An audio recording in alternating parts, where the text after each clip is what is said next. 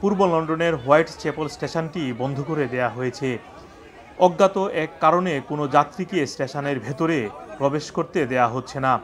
একজন যাত্রী আমাদেরকে জানিয়েছেন, আনুমানিক রাত 9:30টার পর তারা ট্রেন ধরার জন্য স্টেশনে প্রবেশ করতে চেয়েছিলেন, কিন্তু ট্রেন কর্তৃপক্ষ কাউকে প্রবেশ করতে দিচ্ছে না।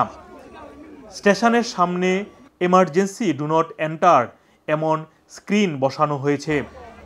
কী কারণে এটি ঘটেছে কেউ বলতে না পারলেও তবে একজন জানিয়েছেন তিনি শুনতে পেয়েছেন স্টেশনের ভেতরে আগুন লেগেছে। কেউ কেউ আবার বলছে বোমা আতঙ্ক। তবে টিএফএল-এর যে ওয়েবসাইট রয়েছে সেখানে এ বিষয়ে এখনও কোনো আপডেট করা হয়নি। ঘটনাটি ঘটেছে 24শে জুন আনুমানিক রাত 9টার পর। মোহাম্মদ আব্দুল হান্নান, 2A নিউজ, যুক্তরাজ্য।